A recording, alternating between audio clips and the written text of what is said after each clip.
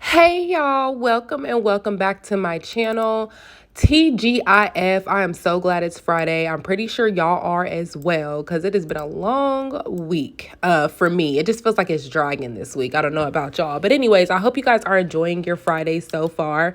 Now, I came across this story actually a while ago. She uploaded this story, I think it was 2022, and I actually ran across this and I was like, oh my gosh, like I definitely need to post this because this was trending heavily at that time because it is really wild about how this girl was set up by her own best friend, and the lengths that she would go just to get a payout is beyond me. So y'all go ahead and watch this. It's a whole nother friend of me video, and let me know what y'all think. I will give my commentary towards the end.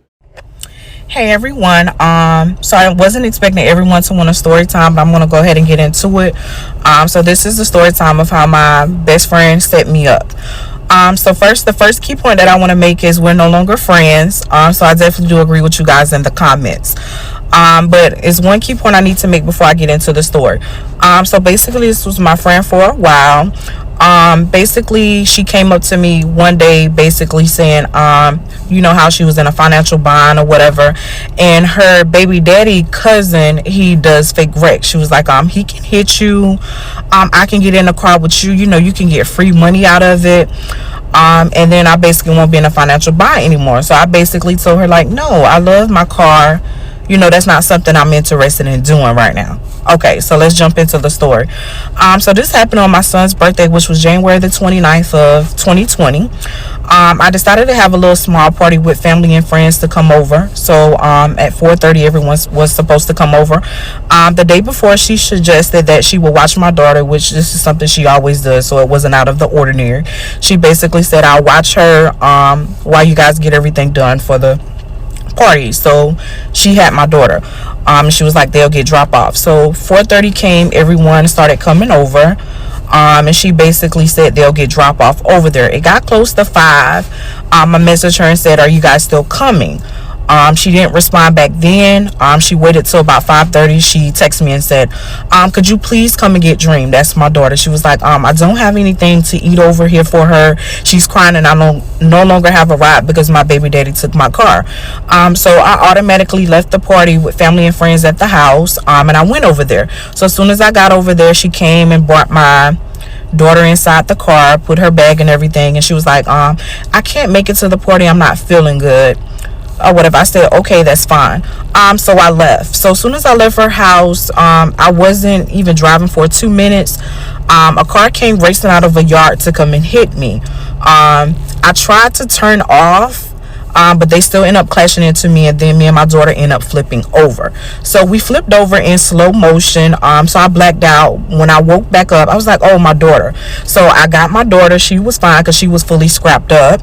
And then I'm looking for my phone because at that time we were facing down. So while I'm looking for my phone, the person who hit me, I hear them outside of their car busting their windows or whatever, and we're still in the car. We're stuck in the car because we're flipped over or whatever. So after that, I finally found my phone, go to try to call her. Before I can call her, her baby daddy is on top of my Jeep telling me I'm about to kick the window in and drop in with y'all. So he dropped in. As soon as he dropped in, the police came. He was like, say I was in the car with you.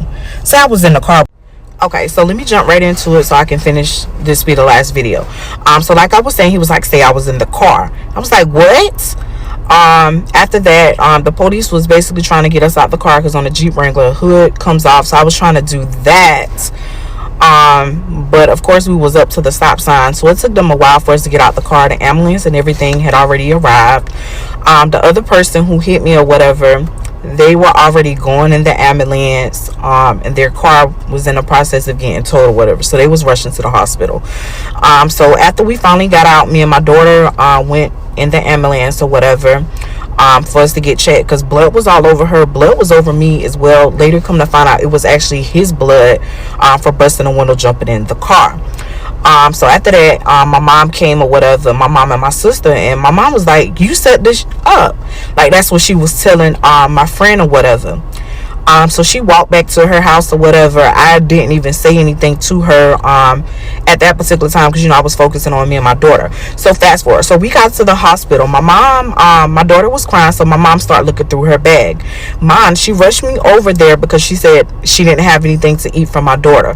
So while my mom is checking my daughter's bag, everything is in there. The milk, the food, every single thing, all the snacks I sent for her is in there. But she rushed me saying my daughter was crying because she didn't have anything to eat over there.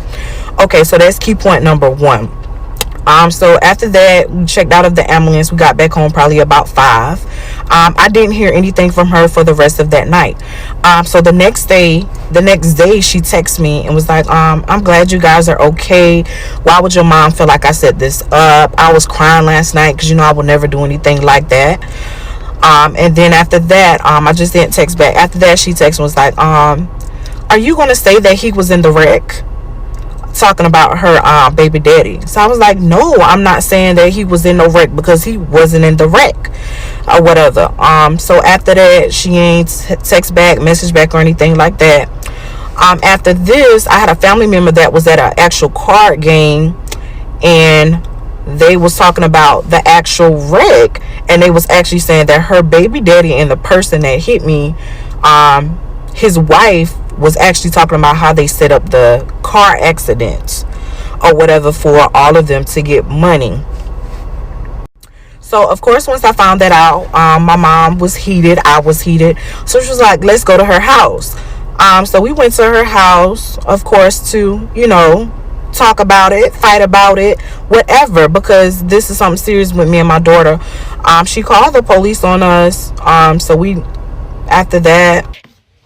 Hey, you guys, I want to answer your questions about part 3. Wanted to start off with the comments about me saying and basically. Just to clarify that, I was saying and basically because I was a little nervous about talking about the situation. It was funny to me how it was to some others. I didn't notice until after the fact. There were also some negative comments saying I'm ignorant, annoying, and stuff like that. I just wanted to clarify that. So definitely not ignorant. Have an associate's degree. I have a bachelor's degree.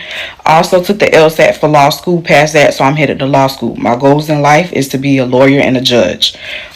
Just to get that out the way. I still may say in this video. It's just a habit, and I'm working on that. So next, I want to go ahead and jump into the information about the accident. The next day, I called Geico to, of course, report the accident.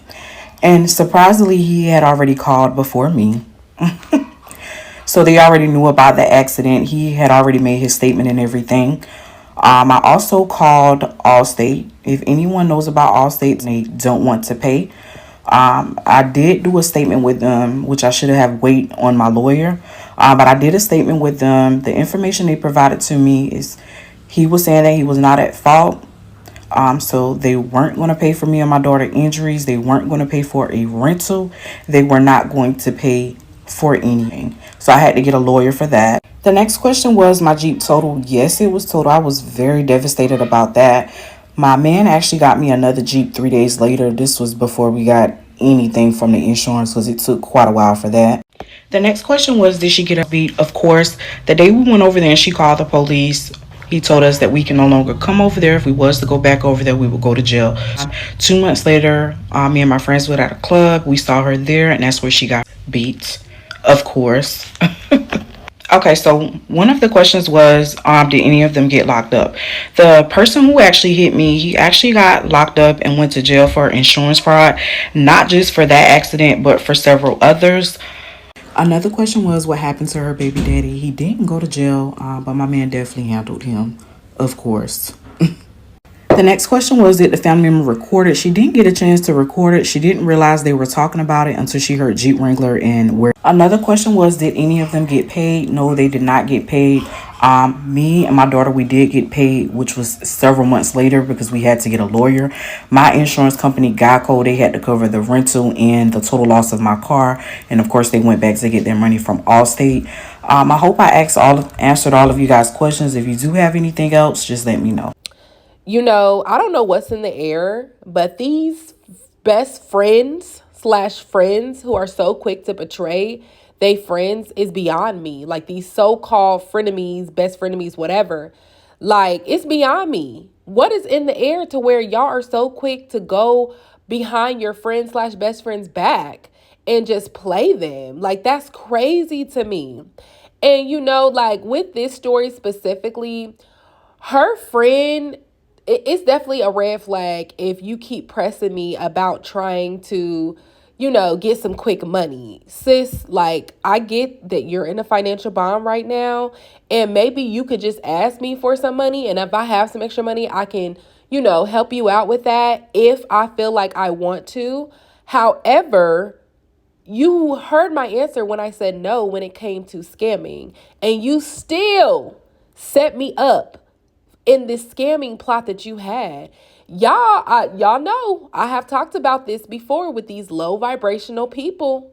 When you are on your journey, leveling up, like her, for example, she has leveled up her life, and I have seen that through her TikTok videos. And you have to be careful with people who are on the lower vibrational end, because they see you glowing, they see you thriving, and they want a piece of that. And instead of doing it the right way, low vibrational people will just try to include you in their low vibrational mess. You know what I mean? Like, they see you doing good, so they're like, well, what can I take from her, or what can I get from her so I can do good as well, instead of just figuring it out on their own and getting it on their own. It's like, it feels so much better when you do it the right way, in my opinion, versus doing it the wrong way. Y'all got to be careful of them scamming friends. Y'all have to be careful of scamming people who you decide to date. I have a whole story on that. This girl who I was friends with, we went to Georgia. We went to Atlanta. That's when I was doing some modeling things. And this was back in the day. This was a while ago. And I remember, we was cool. We went out a lot. She was like really popular and known, like she would promote and stuff. So we would go out, have a good time. I told her I was going to Atlanta. She wanted to come with me. So we drove to Atlanta. Y'all, I stopped, of course, to have to get some gas and stuff.